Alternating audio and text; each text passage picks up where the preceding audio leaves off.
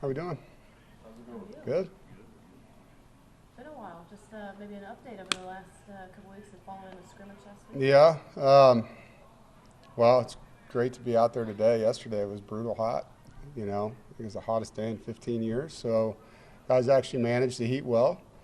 Tomorrow, big scrimmage, last one before we have, a game in 2 weeks. So excited to see the growth in the team from last Thursday to this Thursday scrimmage. But it's been a fun camp. Today was a big red zone day. Tomorrow we'll get in there and move the ball. You see consistent play out of some players, and the biggest thing we're looking for is just the individual improvement on a daily basis, trying to get the little things, each day with different guys, and so overall it's been good. You guys scrimmaged last week. Thursday. In particular, you're hoping to improve from that Yeah. scrimmage into this one. It would take 5 hours to explain all that. Yeah, I mean, every guy on the field has areas to get better. We played in a downpour last Thursday, so that was. Hopefully, we'll at least have a day without rain where we can try to run normal plays. But yeah, I want to see if we can throw and catch in the stadium. We weren't really throwing the ball a ton in the rain that day. We want to see guys finish blocks, and biggest area is just fewer mistakes. There's mental errors and things that you would expect, in your first scrimmage. And so it's the growth. Kind of people talk about growth between the first game and the second game. I'm expecting to see similar growth between the two scrimmages. Continued competition for the specialists too. See those guys kick in the stadium. Is there an area that has maybe impressed you that stands out a little bit more? Our defensive line play has. I knew the three older guys coming back, Savion, CJ, and Davin, but just the legs and the freshness that we have in there right now, being able to play multiple guys, Brandon Cleveland, Noah Potter, Red, Hibbler, Isaiah Shirley. There's a good rotation in there, and there's a lot of production. So it's been an area we've been really excited about. I think, the linebacking core, there was a lot of eyes on that with losing two starters, and it's been fun to see Jalen Scott and Devin Betty and Caden Fordham emerge and get opportunities in there. And one of the young linebackers, Kamel Bonner's had a good camp as well. Has either Braden or Colin solidified the kicking spot? Not yet. We'll probably have a real good feel after tomorrow. But they're all doing well. How do you feel about the overall depth? It depends on the day, Right now it's pretty good, but, it's a day-to-day thing. There's good competitive depth on our roster.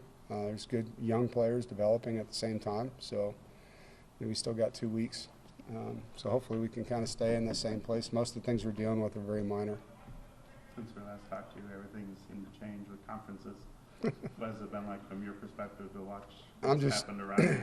Yeah, I mean, I'm just trying to do the best I can where I'm at, and NC State's in a good place, and so love the fact that our conference has stayed, kind of what it is, and people haven't left. I know there's a lot of chatter and different things like that, but this time of year it's really hard as a coach to spend all your time thinking about things that are out of your control. So, from a naturalist standpoint, it's disappointing to see some traditional rivalries break up in college football. I don't like that.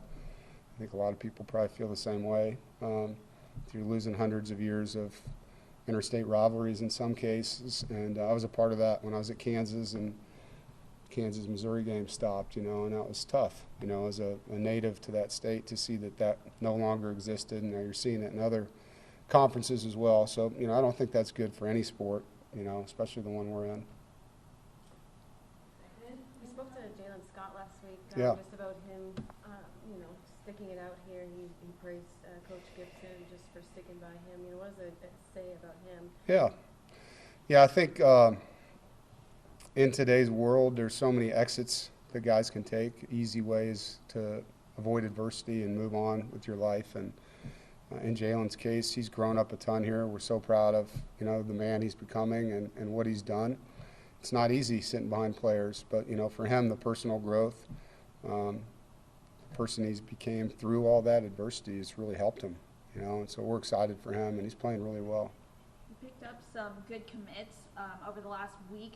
What's the significance of keeping some of these kids in state, considering NIL and the portal? Not sure what you mean by the last comment. Kids that are in NIL.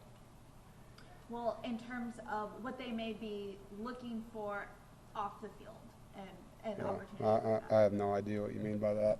We're excited about recruiting. I can't comment on the guys, but things are good, and in-state has always been, something that we try to do. We want our young men in the state of North Carolina to stay home. We want them to play for us when we feel like they're that kind of player, and it's helpful for their families. They get to be close by and be a part of the experience with them.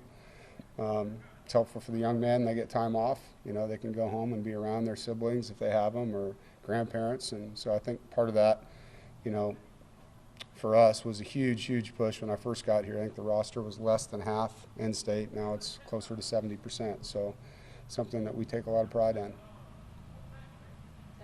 All right, thank you all. Thank you.